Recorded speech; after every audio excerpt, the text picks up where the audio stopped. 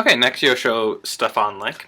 This is also over the A section. It's basically 1.5 measures into the A section, so on the second bar on the and of 3 is where it begins. Basically the pickups to the third bar, which is the B half diminished. Sometimes people play an E7, I think.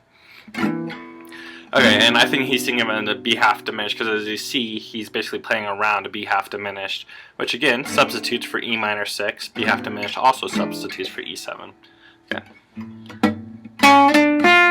Okay. Those first 3 notes, that's the and, 4, and. He continues in this little D minor scale, basically.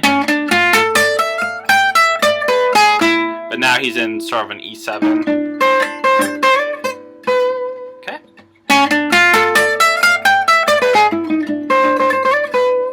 Okay, when he gets to this little...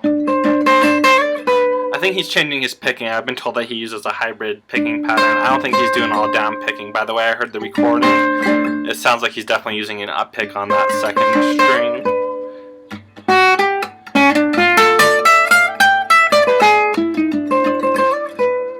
Okay, next part. Now we're going to be over, let's see, that was all over the half diminished chord.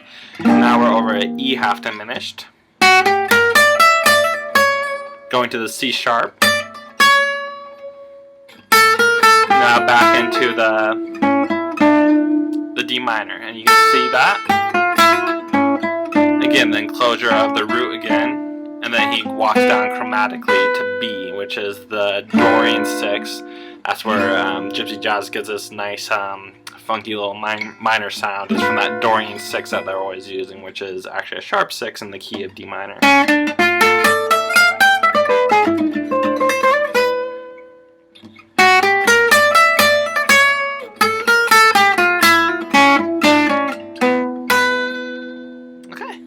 See you next time.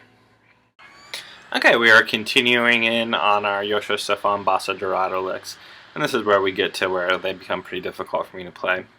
We're going to start off. Well, let me go ahead and play the lick for you.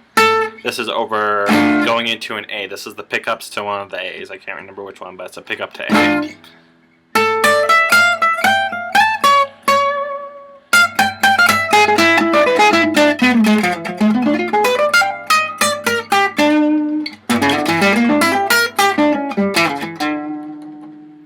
So that little last section was a little sloppy, but that's the lick.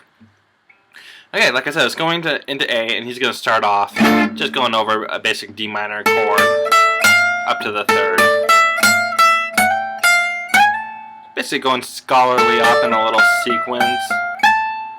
But he's going to hit that C sharp, which goes into the B half diminished, which B half diminished is a substitute for D minor, so he could have just thought of that whole thing as D minor, but he's hitting that really tense C sharp. Still going around. Now I've noticed doing more Joscho Stephan licks that he does that little pattern a lot where he's doing 8th note and then 2 16th notes.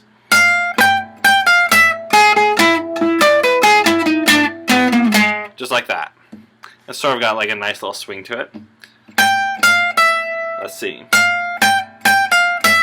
To the E. This is basically almost going around the E7 chord. So like I said before, you can think that as either a B half diminished or an E7 or actually a D minor. They all substitute for each other. D minor doesn't substitute for E half diminished or E7. But B half diminished substitutes for D minor or it substitutes for E7. So it looks like he's going into thinking of it as an E7 there. That's all around this E7 shape.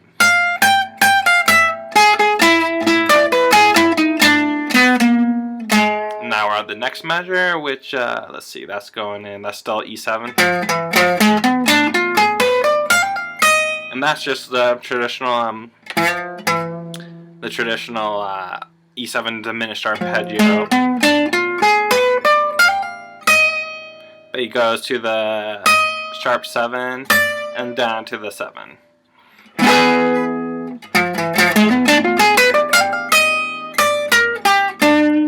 That's just a D minor arpeggio.